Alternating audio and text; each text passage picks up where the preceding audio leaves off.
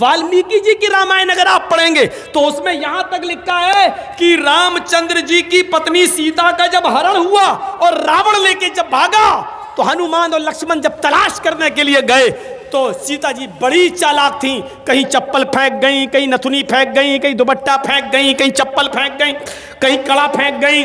हनुमान एक एक चीज, ये चप्पल किसकी है? लक्ष्मण कहते मेरी भाभी की है, सीता की। चलो इसी रास्ते से ले गया। और आगे दुपट्टा मिला, ये दुपट्टा किसका है? कहा ये दुपट्टा भी मेरी भाभी का है, सीता का। चलो और आगे चलो, इसी रास्ते से लेकर गया। और आगे बढ़े, एक एक चीज हनुमान जी देते गए और लक्ष्मण पहचानते गए। लास्ट में नाक में पहनने वाली नथुनी मिली, नथुनी। तो हनुमान ने कहा ये नथुनी किसकी है? जल्दी से लक्ष्मण ने कहा अरे यार हनुमान जी ये नथुनी नहीं मालूम है, ये शायद मेरी भाभी की होगी। हनुमान ने कहा सारी चीजें पहचान गए, नथुनी कह रहे होगी। तो हनुमान जी के इस प्रश्न पर क्या जवाब दिया लक्ष्मण ने?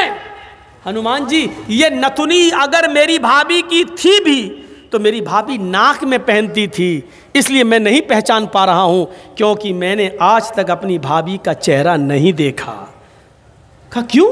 कह रहे वो मेरी भाई की पत्नी है सीता, मेरे भाई की राम की पत्नी है। मैं कौन होता हूं उसको देखने वाला, उस पर नजर डालने वाला, उसके चेहरे को देखने वाला? गौर करो, रामचंद्र जी के भाई लक्ष्मण ने अपनी सगी भाभी सीता जी का चेहरा नहीं देखा, देवर ने भाभी का चेहरा नहीं देखा। ये हिंदू धर्म की मनुष्य आज वाल्मीकि रामायण आज तक कह रही है, आज तक ये सबसे पुरानी रामायण है वाल्मीकि की, जो 2000 साल पहले लिखी गई है। आज तक उसके अंदर ये लिखा है कि राम के छोटे भाई लक्ष्मण ने सीता का चेहरा नहीं देखा। आज भी बहुत सी सभ्य समाज की स्त्रियां जब ट्रेनों में हिंदू की सफर करती हैं तो आप देखिए साड़ी पहनकर ऐसे लंबा घूंघट ऐसे मार लेती हैं, चेहरा नहीं खोलती हैं वो ट्रेनों में और बसों में। आज भी सभ्य समाज की उसी वाल्मीकि रामायण पर अमल करते हुए वो किसी को अपना चेहरा दिखाना गवारा नहीं करती। अल्लाह की मार ऐसी पड़ी, कल तक जो पर्दे का चेहरा छिपाने का मजाक उड़ाते थे, आज अल्लाह ने सबके चेहरे छिपा दिए। छिपाओ, डालो मास्क अपने मुंह पर। बहुत बंदरियां बनी फिरती थी अमरीकन, चुड़ैल जैसे मुंह लिए भेजे। ये खूबसूरत होती थोड़ी है आपको जैसा लगता है। अगर बारिश हो जाए ना सड़क पर बाजारों में तो इनका सारा क्रीम और पाउडर धुल जाएगा, इनकी औलाद इनको नहीं पहचान पाएगी कि मेरी अम्मा कहाँ गई। आप जिनके पीछा कर रहे हैं ये तो लिपस्टिक और क्रीम और पाउडर से लगती है 60 साल। आपको यकीन बता, मेरे इलाके का वाकया बता रहा हूँ मैं आपको। 60 साल की बुढ़िया ने पहन लिया बुर्का, और खूबसूरत बुर्का, डिस्को बुर्का, फूल उल चढ़े हुए। अब 60 साल की बुढ़ी बेचारी चल रही है, बुर्का देखकर एक नौजवान उसका पीछा करने लगा। इतना खूबसूरत बुर्का था वो, नौजवान उसका पीछा करने लगा, चलने लगा। इसने पीछे मुड़ के देखा कोई लड़का मेरा पीछा कर रहा है, और लड़का ये समझा कि धीरे धीरे चल रही है, शायद मेरी वजह से लाइन दे रही है। वो अपने बुढ़ापे की वजह से धीरे धीरे चल रही थी, कमजोरी की वजह से। लड़का समझा लाइन दे रही है। थोड़ी देर के बाद जब ये आगे पहुंचा, लड़का और औरत, वो बुढ़िया समझ गई कि ये कमीना मेरे पीछा कर रहा है, तो उसने नकाब खोल दिया।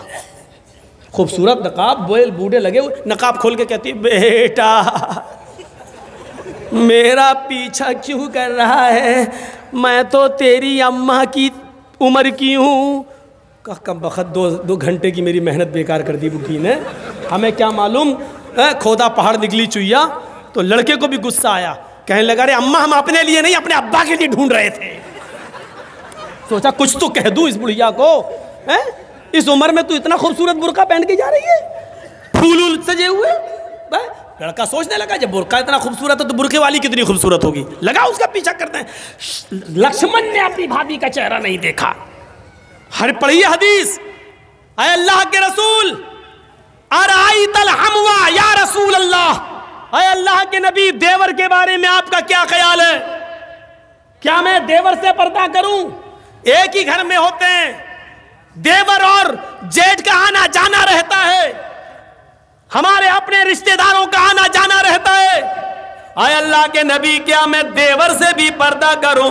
अल्लाह के नबी का जवाब ये था, हाँ दूसरों से पर्दे में कुछ कमी हो जाए तो चलेगा, दूसरों से पर्दे में कोई कमी हो जाए तो चलेगी, लेकिन देवर से पर्दे में कमी नहीं होनी चाहिए। अलहमुल मौत, देवर तो भाभी के लिए मौत है, देवर तो भाभी के लिए मौत है। जिस देवर से सबसे ज्यादा पर्दा है, आज हमारी औरतें, हमारी माँ बहनें देवर से ही सबसे ज्यादा खुली होती हैं। जो मजाक शौहर से भी नहीं करती वो देवर से कर लेती हैं। और एक हम हैं, भाभी को घर पहुंचा दो, अपने छोटे भाई को कह रहे हैं भाभी को घर पहुंचा दो। और ऐसे ही ससुराल में हमारा हाल है। ससुर कह रहा है बेटा अपनी साली को जरा स्कूल छोड़े आओ। मामले दोनों तरफ से गड़बड़ हैं। हमने अपने भाई पर इतना भरोसा कर लिया।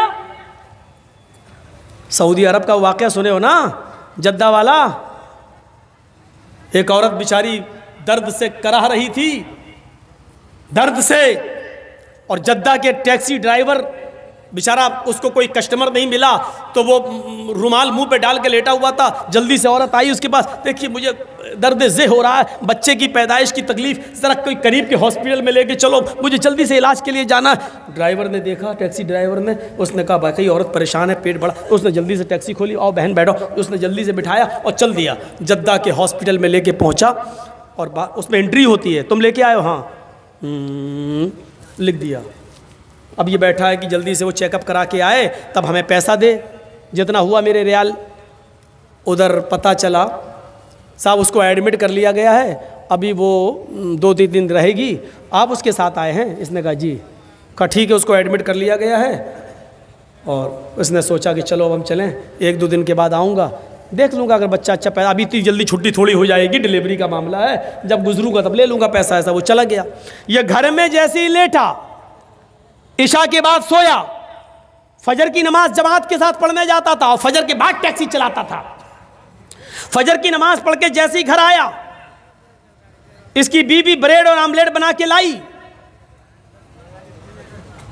टेलीफोन की घंटी बजने लगी इसके घर पर, क्योंकि जब रजिस्टर पे जब इसने औरत को छोड़ा तो अपने घर का मोबाइल फ़ोन और नंबर सब लिख दिया था। फ़ोन फला बोल रहे हो जी? भोपाल के रहने वाले थे ये लोग, टैक्सी चलाते थे 20 साल से सऊदी अरब में, जद्दा में। अच्छा तुम यहाँ अपने घर पे आराम कर रहे हो? का क्या हुआ? अरे कल तुम अपनी बीवी को हॉस्पिटल में छोड़ के गए हो ना, बच्चा हुआ है लड़का, आओ और अपनी बीवी को लेके जाओ यहां से। कहता है डॉक्टर दिमाग तुम्हारा ठीक है? बीवी? अच्छा हुआ ये फोन मैंने उठाया, कहीं मेरी बीवी ने उठाया हुआ होता तो कयामत आज ही आ गई होती। कहा आ रहे हो या मैं पुलिस भेजूं तुम्हारे घर? जिस औरत को यहाँ एडमिट कराने आए हो उसने कहा वही मेरा शौहर था जो यहाँ छोड़ के गया है। मैं आ रहा हूँ, तेरा सत्यानाश जाए चुड़ैल डाइन। उसने टैक्सी चलाई और धर से चलाता हुआ चला गया। कहने लगा क्या बदतमीजी है? उसने कहा तुम मुझे छोड़ के चले गए, तुम्हें शर्म नहीं आई? मैं कितनी परेशान रही। रोना शुरू कर दिया। औरत के आंसुओं में भी बड़ी ताकत होती है। वो कहने लगा ये क्या बदतमीजी है? डॉक्टर साहब ये मेरी बीवी नहीं है। डॉक्टर साहब नोक झोंक तो सब घरों में हो जाती है, थोड़ी सी लड़ाई हो गई, हमें यहाँ छोड़ के चला गया। नहीं मैं ये बेटा अरे मेरा नहीं है, चलो अपने घर के झगड़े अपने घर में खत्म करो, चलो। उसने कहा ऐसा है चेकअप कर लो। चेकअप कहा डीएनए टेस्ट करे। ये लड़का आदमी तैयार, कहने लगा ठीक है मैं डीएनए टेस्ट करूंगा। मामला इतना बढ़ गया कि डीएनए टेस्ट की नौबत आ गई। जब इसका ब्लड निकाला जाने लगा और लड़के का ब्लड, तब औरत क्या कहती है? डॉक्टर साहब डीएनए टेस्ट कर लीजिए, लेकिन मशीन कभी कभी गलत रिपोर्ट भी दे देती है। अभी आदमी चिल्लाते हुए कहता चुप, गलत रिपोर्ट दे देती है। अभी पता चलता है 2 घंटे के बाद, 3 घंटे बाद जब रिपोर्ट आएगी, या 2 दिन 3 दिन के बाद, तब पता चलेगा। डॉक्टर साहब इसको यहीं रखिए, 2 दिन के बाद रिपोर्ट आएगी, मैं यहाँ हूँ। 2 दिन के बाद गया, डॉक्टर साहब क्या आया? डॉक्टर साहब ने कहा बिल्कुल गलत, ये तुम्हारा बेटा है ही नहीं, जाओ। वो औरत पैर पे गिर गई। डॉक्टर साहब मैंने कहा था ना कि मशीन की रिपोर्ट कभी कभी गलत आ सकती है। आई, अल्लाह की कसम यही मेरा पति है, यही मेरा हस्बैंड है, यही मेरा आदमी है। डॉक्टर कहता है औरत नकले मत दिखा, चट। ये तो कभी ये तो इसका बेटा है ही नहीं, साफ साफ रिपोर्ट में आ गया ये बेटा किसी और का है, इसका नहीं है। वो कहने खूब रोई।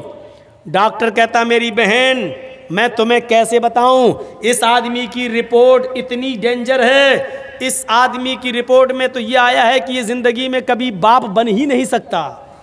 तुम कह रही हो कि इसका बेटा ये तो बाप बनने के लायक नहीं है। अब इस आदमी का दिमाग खराब। क्या क्या कह रहे हो डॉक्टर? कहा तुम बाप नहीं बन सकते हो। भाई सॉरी, रिपोर्ट में हे डॉक्टर मेरे 6 बच्चे हैं, तू कह रहा बाप नहीं बन सकते। डॉक्टर बड़ा परेशान। डॉक्टर कहता है ऐसा केस मेरी जिंदगी में पहली बार आया है। अब औरत कहती देखो मैंने कहा था ना कि रिपोर्ट कभी कभी गलत हो जाती है। यह आदमी बोला चुप, ये रिपोर्ट तो सही है कि ये बच्चा मेरा नहीं है, लेकिन ये रिपोर्ट गलत है कि मैं बाप नहीं बन सकता। दोबारा करो। डॉक्टर ने फाइल फेंकी। भाग, मेरा दिमाग खराब करके रख दिया तुम लोगों ने, जाओ यहाँ से, जाइए बेटा तुम्हारा नहीं है, जा पता लगा। अब वो फाइल उठाई और टैक्सी में रखा और चलने लगा। बाप नहीं बन सकता, हाँ बड़बड़ाता हुआ जा रहा है। फिर सोचता है जमील साहब अगर ये रिपोर्ट सही है तो पता लगाओ ये खेत कौन जोत रहा है, ये बच्चे हैं किसके। सीधे घर में घुसा, टैक्सी लेके आया, मारी दरवाजे पे लात। बीवी कहती इतने गुस्से में दरवाजा खोला, उठाई चप्पल अपने पैर की 15-20 पहले मार दी। तुम तो रोज इज्जत करते थे, आज क्या हो गया तुम्हें? कस्टमर नहीं मिले, पैसेंजर नहीं मिले तो उसका गुस्सा मेरे ऊपर क्यों उतार रहे हो? कस्टमर का गुस्सा नहीं उतार रहा हूं, पहले ये बता कि ये 6 बच्चे किसके हैं। औरत कहती है आपको क्या हो गया? पूरी जिंदगी अमानतदारी के साथ में चली आपके साथ और आपने कभी हाथ नहीं उठाया और आज के तो ये बच्चे किसके? फिर बता रही कि नहीं बता रही? तेरा झूठ छुप नहीं सकता, पता चल चुका है मुझे। ये मेरी रिपोर्ट कहती है कि मैं बाप नहीं बन सकता, ये बता कि बच्चे किसके। तो मारो नहीं, मैं बता रही हूं। कहा क्या?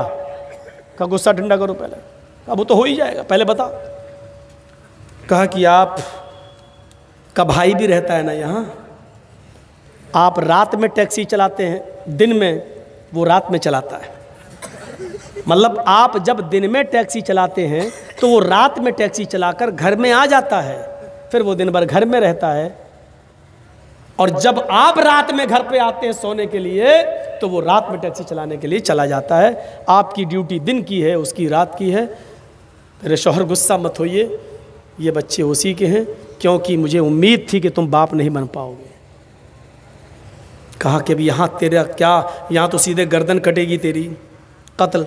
उसने उसी वक्त टिकट बनवाए और वापस भोपाल में आया और अपनी बीवी को तलाक दिया। और इद्दत गुजारने के बाद कहा छोटे भाई से, जब छोटे भाई ने ही मेरे पेट में छुरी भोंक दी और जब बच्चे ही तुम्हारे हैं तो बेहतर यह है कि तुम ही इस औरत को अपने निकाह में रखो, मैंने इसको तलाक दे दी है। बड़े भाई की बीवी को कौन संभाल रहा था? छोटा भाई, देवर। अब ईमानदारी के साथ बताओ ये हदीस कैसी लग रही है? अरअयतल हम्व या रसूलल्लाह, अल्लाह के रसूल क्या देवर से भी पर्दा करूं? अल्लाह के नबी ने कहा हम्वुल मौत, देवर तो मौत है भाभी के लिए। औरों से थोड़ी बहुत पर्दे में कमी हो जाए तो चलेगी, लेकिन देवर तो हर वक्त वहीं रहता, आना जाना। देवर भाभी के लिए मौत है। बंगाल वालों सुन लो, ये चंद मदरसे जो चल रहे हैं आज इनकी बरकत है कि औरतें कुछ बंगाल की सरजमीन पर नकाब और बुर्का और के पर्दे के साथ दिखाई देती हैं। वरना मैं 20 साल पहले जब आया था तो बुर्का नाम की चीज दूर दूर तक नजर नहीं आती थी।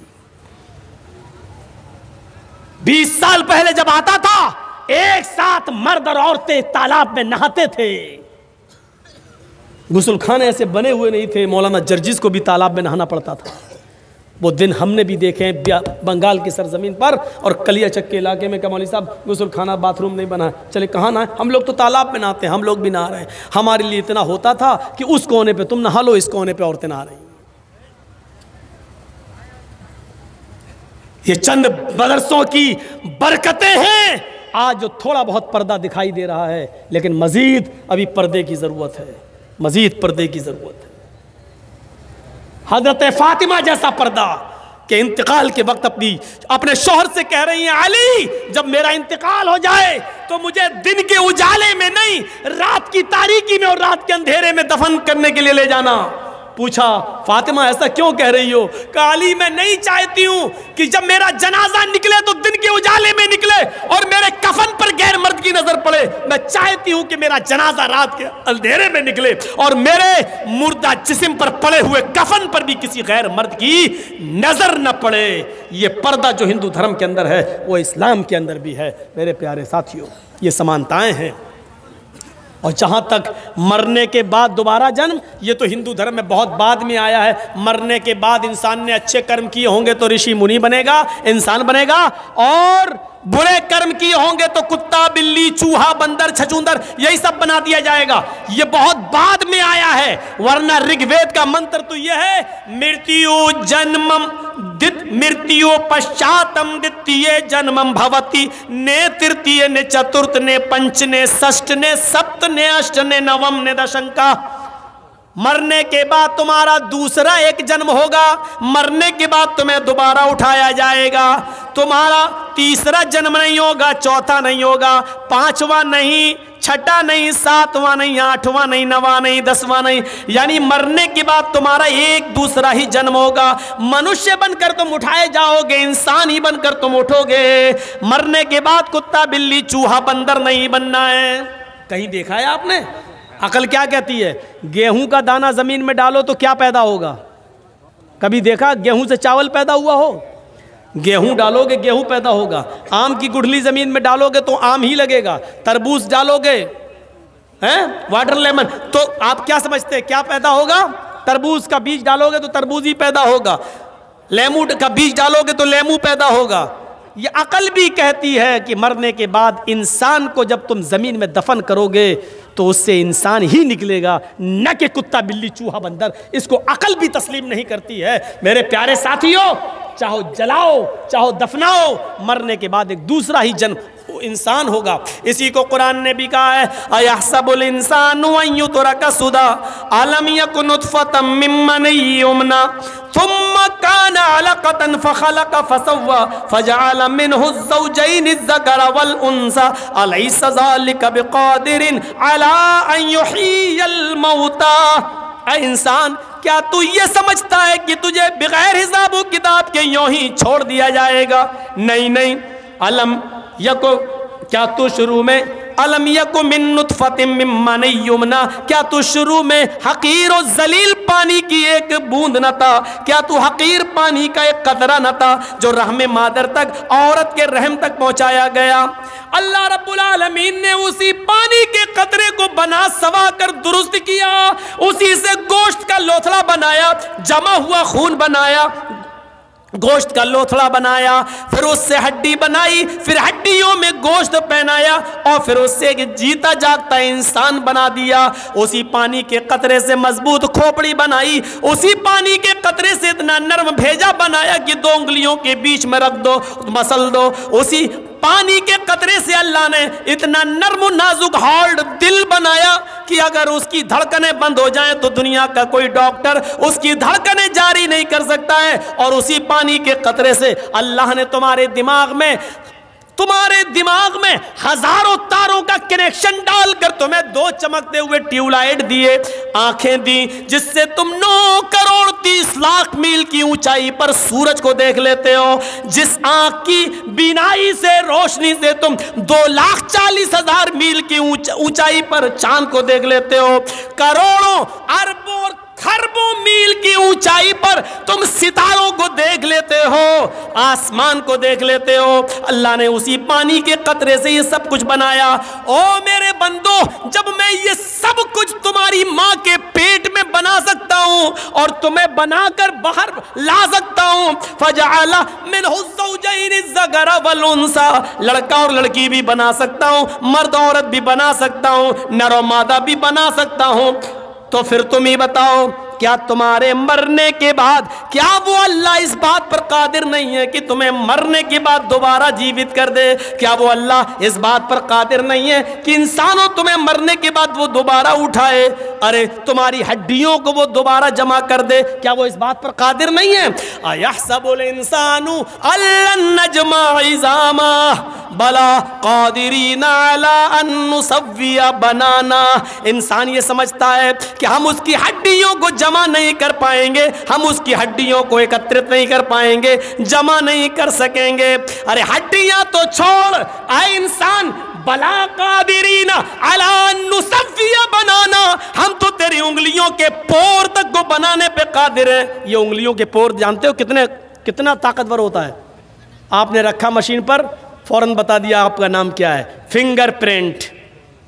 आज आधार कार्ड बनता है ना तो फिंगरप्रिंट लिए जाते हैं, पासपोर्ट बनता है फिंगरप्रिंट। आप मौलाना जीस के नाम से पासपोर्ट है आपका, आप जमील अहमद, अशफाक अहमद, मोहम्मद अजहरुद्दीन, इस नाम से आप नहीं भाग सकते हो।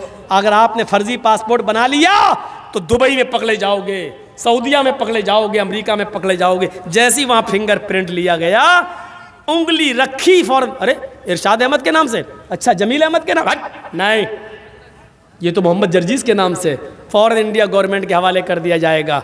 नहीं भाग सकते। जब तुम एक उंगली के निशान से इंडिया छोड़कर दुनिया के दूसरे मुल्क में नहीं जा सकते हो, तो क्या अल्लाह रब्बुल आलमीन तुम्हें छोड़ देगा? भाग सकते हो। उसकी दी हुई अकल से फिंगरप्रिंट मशीन बना सकती है साइंटिस्ट लोग, तो क्या अल्लाह के पास ऐसा कोई आला नहीं है? उंगलियों के पोर, कह रहा हड्डियां तो छोड़ो, उंगलियों के पोर तक बनाने पर हम कादिर हैं। बल युरीदुल इंसानु लियफजुरा मामा, इंसान तो ये चाहता है कि वो आगे भी बुराइयां करता रहे, गंदे काम, बुरे काम, गुनाहों के काम करता रहे। यसअलु अय्याना यौमुल क़यामा, वो पूछता फिरता कयामत कब आएगी। मजाक में कहता है, ए मौलाना साहब कयामत कब आएगी? शराबी जुआरी लोग, मौलाना कयामत में बोल रहे हैं, कयामत कब आएगी? मजाक में। यसअलु अय्याना यौमुल क़यामा, वो सवाल करता मजाक में कि कयामत कब आएगी। फ़इज़ा बरिक़ल बसरु व ख़ज़फ़ल क़मरु व जुमिय शम्सु वल क़मर, जब आंखें चुंधिया जाएंगी, व ख़सफ़ल क़मर, चांद बेनूर हो जाएगा, व जुमिय शम्सु वल क़मर, और चांद सूरज दोनों मिला दिए जाएंगे, जमा कर दिए जाएंगे। उस दिन इंसान इस हालत को देखेगा तो कहेगा, यक़ूलुल इंसानु यौमइज़िन अयनल मफ़र, आज हम कहाँ भागें? आज भागने की जगह कहाँ है? आज मैं कहाँ छिपूँ? आज मैं अपना चेहरा कहाँ छिपाऊँ? कल्ला ला वज़र, नहीं, भागने की कोई जगह नहीं है। आज तू भागना भी चाहेगा तो भाग नहीं पाएगा। मेरे भाइयों, अल्लाह ने बता दिया, हिंदू धर्म के अंदर भी मरने के बाद तुम्हें एक दूसरा जन्म होगा। इस्लाम भी यही कहता है कि मरने के बाद एक दूसरा जन्म, एक तुम्हें कब्रों से ऐसे उठाया जाएगा इंसान की शक्ल में। भागने का कोई रास्ता नहीं है। कुत्ता, बिल्ली, चूहा, बंदर, ये तो अजीब सिस्टम समझ में नहीं आता है। और हिंदू धर्म में तो यहाँ तक लिखा है, ये जुर्म करोगे तो ये बनोगे, ये जुर्म करोगे तो ये बनोगे, ये करोगे तो ये बनोगे। 2-3 जुर्म हमें याद हैं। चोरी करोगे तो बिल्ली बनोगे, रिश्वत खाओगे तो कुत्ता बनाया जाएगा, किसी लड़की पर गलत नज़र डालोगे, शहावत की गलत, तो तुम्हें अगला जन्म लड़की का होगा। हैं? जुआ खेलोगे तो भैंस का जन्म, चोरी करोगे तो बिल्ली का जन्म, रिश्वत खाओगे तो कुत्ते का जन्म। किसी लड़की को अगर गलत नज़र से देखोगे तो अगला जन्म लड़की का। अकल में आती है ये बात? मनुस्मृति में लिखा है, अकल में आती है। अब इसका मतलब क्या, निकालो ज़रा। जुआ खेलोगे तो भैंस का जन्म होगा, इसका मतलब क्या हुआ? दुनिया में जितनी भैंसें तुम्हें दिखाई दे रही हैं, ये सब पहले मर्द थे। इन्होंने जुआ खेला होगा तब इनको भैंस का जन्म हुआ है। अब इसका मतलब ये हुआ कि अगर दुनिया में कोई आदमी जुआ ही ना खेले तो इसका मतलब ये हुआ कि भैंसें पैदा ही नहीं होंगी। और जब भैंसें पैदा नहीं होंगी तो दूध कहाँ से आएगा, घी कहाँ से आएगा, मक्खन कहाँ से आएगा, दही कहाँ से आएगा, कौन देगा? अब इसका एक और मतलब निकालो। कोई पंडित जी हमारे सामने हो तो बात करने में मज़ा भी आए। किसी दिन योगी जी बुला लें, हमें बड़ा मज़ा आ जाएगा डिबेट में। मैं उनसे पूछूंगा कि अगर भैंसें ही ना पैदा हो तो फिर क्या होगा, दूध, घी, मक्खन, दही कहाँ से मिलेगा? देखे क्या जवाब देते, कौन देगा? ये इसका मतलब ये है कि ये सारी नेमतें अगर खाना है तो जुआ खेलो, यही तो मतलब हुआ। चोरी करोगे तो बिल्ली का जन्म होगा। लो साहब, दुनिया में जितनी बिल्लियां हैं ये सब चोर थी, पहले चोरी की थी इसलिए इनको बिल्ली का जन्म हुआ। अच्छा ये बताओ, बिल्ली का जन्म होने के बाद भी क्या फ़ायदा हुआ? जब इंसान थे तो हमारा माल चुराते थे, जब बिल्ली बना दिया तो किसी की मुर्गी चुरा रहे हैं, किसी का दूध चुरा रहे हैं, खा जाते मुर्गी कबूतर सब खा जा रही है वो चुरा चुरा के। तो चोरी तो अब भी उसकी बंद नहीं हुई है। हैं?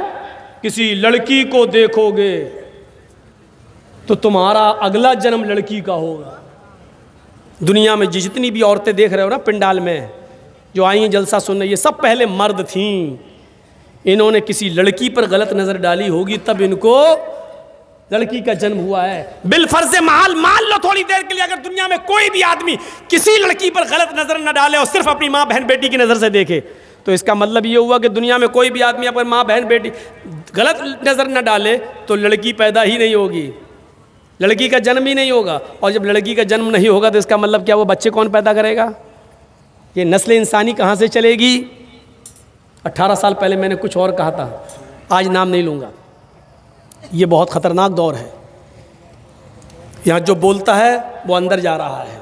यहाँ डेमोक्रेसी है, यहाँ सेकुलरिज्म ख़त्म हो चुका है, यहाँ कुछ नहीं है, कुछ भी नहीं। अच्छा बोले, अभी तो बाद में साबित होगा कि तुम सही बोले कि गलत, पहले अंदर जाओ, घुसो पहले अंदर। मेरे भाइयों, अफसोस होता है मुझे इस बात पर, चोरी करोगे तो कुत्ते का जन्म होगा। लो साहब, दुनिया में जितने भी कुत्ते होते हैं देख रहे हो ना, ये सब पहले इंसान थे, इन्होंने चोरी की होगी तब इन्होंने रिश्वत खाई होगी तो कुत्ते का जन्म।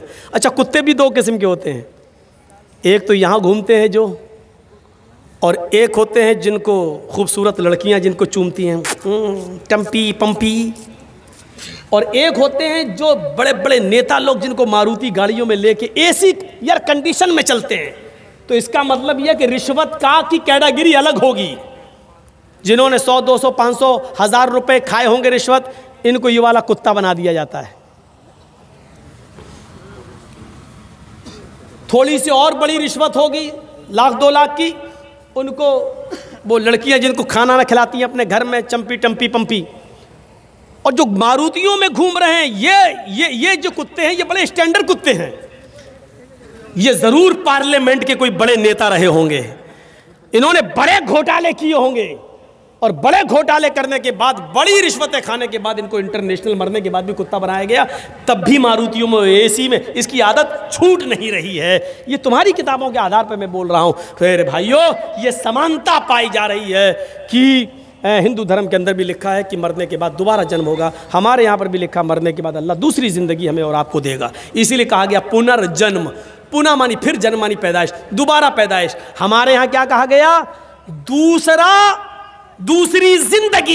दूसरी जिंदगी हमें और आपको दी जाएगी। आवागमन नहीं है, मरने के बाद कुत्ता, कुत्ते के बाद बिल्ली, बिल्ली के बाद चूहा, 7 जन्म, 7 तरीके के जन्म होंगे। कहते नहीं 7 जन्मों में हम तुम्हारे साथ रहेंगे। ये हिंदू धर्म में 7 जन्म हो सकते हैं, इसलिए हिंदू धर्म में फेरे भी लगाए जाते हैं 7।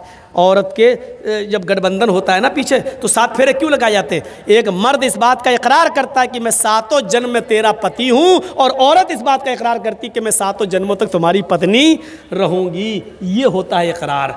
मेरे भाइयों, अब आप भी उठ के जा चुके हो, तादाद ख़त्म हो गई है, मैंने फिर भी 1:30 बजे तक खींच दिया है। अल्लाह ताला से मैं दुआ करता हूँ कि बार इलाह इस्लाम को तमाम लोगों को समझने की तौफ़ीक़ अता फरमा, हम तमाम मुसलमानों पर चलने की तौफ़ीक़ अता फरमा।